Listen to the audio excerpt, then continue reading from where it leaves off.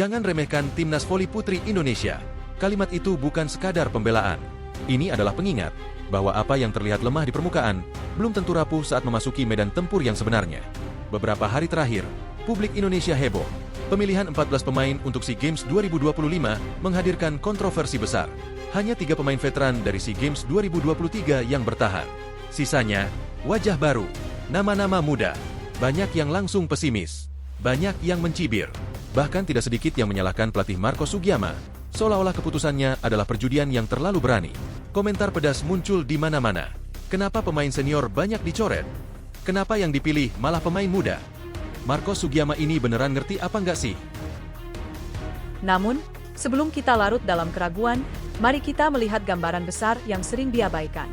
Tim-tim raksasa Asia Tenggara seperti Thailand, Vietnam, dan Filipina memang memiliki banyak pemain yang sudah kenyang pengalaman Liga Internasional. Thailand dengan 8 pemain berkelas dunia, Adcharaporn, Chachuon, Pimpijaya, Pornpun, Hatau, Hattaya, hingga Wimonrat. Vietnam memiliki 2 mesin serangan mematikan, Tran Thi Tan Thuy dan Tran Thi Bich Thuy, 2 pemain yang sudah mencicipi Liga Jepang, Korea, Indonesia, bahkan Turki. Filipina diperkuat Alisa J. Solomon yang kini bermain di Osaka Marvelous. Indonesia, hanya 1 pemain yang benar-benar punya rekam jejak kuat di liga luar negeri, Megawati Hangestri. Pernah membela klub Vietnam, tampil di Liga Korea Selatan, berkompetisi di Proliga Indonesia, bahkan sempat mencicipi bermain di Turki bersama Manisa BBSK, meski sebentar. Sekilas, Indonesia terlihat jauh tertinggal. Tetapi ini bukan akhir cerita. Justru disinilah awalnya. 14 pemain pilihan Marcos bukan kumpulan nama kosong. Mereka adalah talenta-talenta yang dalam beberapa pertandingan internasional terakhir menunjukkan energi baru, keberanian baru, dan identitas baru. Mereka masih muda, masih eksplosif, dan yang terpenting, mereka masih lapar. SEA Games 2025 bukan hanya ajang mencari medali. Ini adalah panggung pembuktian. Panggung untuk menguji generasi baru.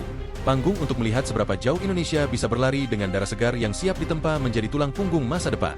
Fakta, hanya Mega yang pemain internasional, tidak otomatis membuat tim ini lemah. Banyak dari pemain muda Indonesia baru naik kelas, baru dapat jam terbang profesional, baru dapat kesempatan unjuk gigi, dan mulai menunjukkan perkembangan cepat.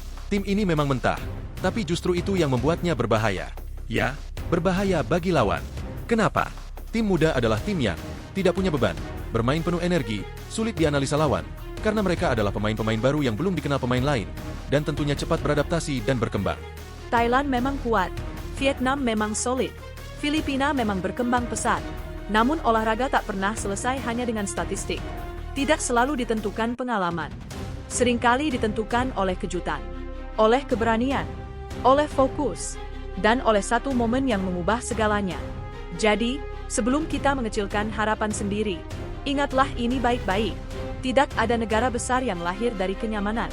Tidak ada juara yang muncul tanpa keberanian mengambil risiko. Dan tidak ada kemenangan yang diraih tanpa percaya pada generasi penerus.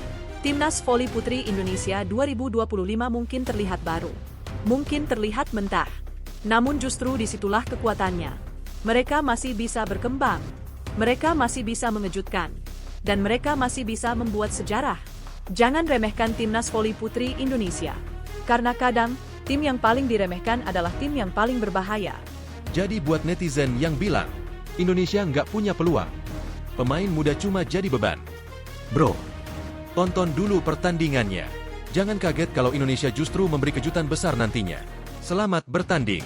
Kami tunggu kejutan kalian.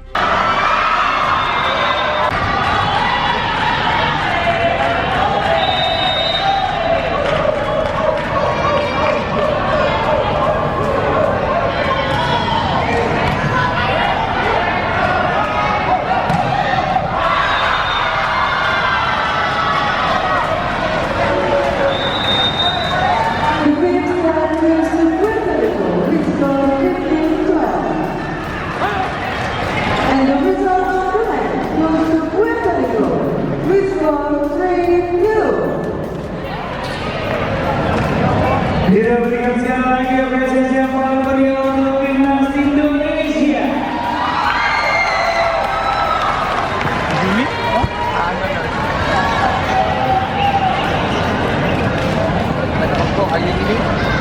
Berapapun posisinya, yaitu di posisi ke-16.